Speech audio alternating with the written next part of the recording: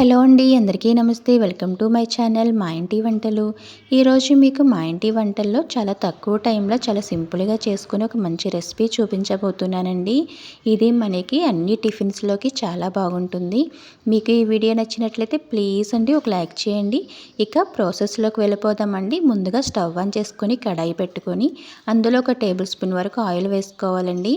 Oil heat ఎక్కాక అందులో ఒక tea spoon వరకు జీలకర్ర, ఒక 2 వెల్లుల్లి రెబ్బలు వేసుకొని వేయించుకోవాలి. ఇప్పుడు ఇందులోనే పచ్చిమిర్చి కూడా వేసుకొని బాగా వేయించుకోవాలండి. ఈ పచ్చిమిర్చి అనేది నేను ఇక్కడ ఒక 5 వరకు తీసుకున్నానండి. కారాన్ని బట్టి మీరు పచ్చిమిర్చి అనేది తీసుకోవాలి. ఈ పచ్చిమిర్చి కూడా బాగా వేగిపోయాయి కదండి. ఇప్పుడు ఇందులోనే ఒక అరకప్పు వరకు వేరుశనగ వేసుకొని ఈ వేరుశనగ కూడా బాగా వేయించుకోవాలండి. చూసారు కదండి, ఈ విధంగా మనకి గోల్డెన్ కలర్ వచ్చే వరకు వేయించుకోవాలి. ఇప్పుడు ఇందులోని ఒక కప్పు వరకు టమాటా ముక్కలు వేసుకోవాలండి. ఇక్కడ నేను 3 టమాటాల వరకు తీసుకున్నాను. ఇప్పుడు ఈ టమాటాలు కూడా బాగా వేయించుకోవాలండి. మీకు ఈ వీడియో నచ్చినట్లయితే ప్లీజ్ అండి ఒక లైక్ చేయండి. అలాగే మా ఇంటి వంటల కోసం నా ఛానల్ సబ్స్క్రైబ్ చేసుకోండి ప్లీజ్ అండి.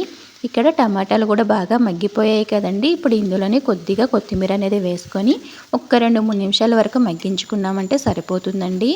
చూసారు కదండి, ఈ విధంగా మనం మగ్గించుకున్నామంటే చాలండి. ఇంకా మనకి చట్నీ అనేది రెడీ అయిపోయినట్టే. ఇంకా స్టవ్ అనేది ఆపేసుకోవాలండి. కొద్దిగా చల్లగా అయిన తర్వాత అప్పుడు మిక్సీ జార్లో వేసుకొని మిక్సీ అనేది పట్టుకోవాలి. ఈ చట్నీ అనేది మనకి అన్ని టిఫిన్స్లోకి చాలా బాగుంటుందండి.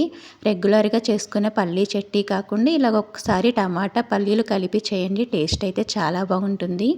ఇప్పుడు ఇందులోనే రుచికి సరిపడా ఉప్పు అనేది వేసుకొని ఒక్కసారి మిక్సీ అనేది పట్టుకొని అప్పుడు ఇందులో కొద్దిగా నీళ్ళు అనేది వేసుకోవాలండి. చూసారు కదండి, ఈ విధంగా మిక్సీ అనేది పట్టుకున్న తర్వాత ఇప్పుడు ఇందులోనే కొద్దిగా నీళ్ళు అనేది వేసుకోవాలండి. ఇక్కడ నేను ఒక అర గ్లాస్ వరకు వాటర్ అనేది వేస్తున్నానండి. మీరు మరి కొంచెం పల్చగా కావాలి అనుకుంటే ఒక గ్లాస్ వరకు నీళ్ళు అనేది వేసుకుంటే సరిపోతుంది. చూసారు కదండి, ఈ విధంగా మెత్తగా అనేది గ్రైండ్ చేసుకోవాలండి. ఈ విధంగా గ్రైండ్ చేసుకున్నామంటే చట్నీ అనేది చాలా బాగుంటుంది. ఇప్పుడు దీన్ని ఒక బౌల్లోకి తీసుకొని దీనికి తాలింపు అనేది పెట్టుకోవాలండి. మనకి ఈ చట్నీకి ఎక్కువ టైం అనేది పట్టదండి. అన్నీ కలిపి మనం స్టవ్ మీద పెట్టాము అంటే 10 నిమిషాలు మనకి చట్నీ అనేది రెడీ అయిపోతుందండి. టేస్ట్ మాత్రం చాలా బాగుంటుందండి. ఖచ్చితంగా ఒకసారి ట్రై చేసి ఎలా ఉందో కామెంట్ చేయండి. ఇప్పుడు దీనికి తాలింపు కోసం అని చెప్పి ఒక టేబుల్ స్పూన్ వరకు ఆయిల్ వేసుకొని అందులోనే ఒక టేబుల్ స్పూన్ వరకు శనగపప్పు వేసుకోవాలండి. ఇది కొద్దిగా వేగిన తర్వాత ఇప్పుడు ఇందులోనే ఒక 1/2 టీ స్పూన్ వరకు ఆవాలు, అలాగే ఒక 1/2 టీ స్పూన్ వరకు జీలకర్ర, కొద్దిగా కరివేపాకు, ఒక 2-3 ఎండుమిర్చి వేసుకొని బాగా వేయించుకోవాలండి. తాలింపు అనేది బాగా వేగితే మనకి చట్నీ టేస్ట్ అనేది చాలా బాగుంటుంది. చూసారు కదండి, ఈ విధంగా తాలింపు అనేది వేయించుకొని చట్నీలో వేసుకోవడమేనండి. అంతేనండి, చాలా టేస్టీగా ఉండే పల్లీ టమాటా చట్నీ రెడీ అయిపోయిందండి.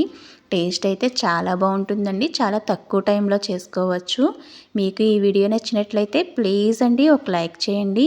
అలాగే మా ఇంటి వంటల కోసం నా ఛానల్ సబ్స్క్రైబ్ చేసుకోండి ప్లీజ్ అండి. థ్యాంక్ యూ అండి. Thank you for watching.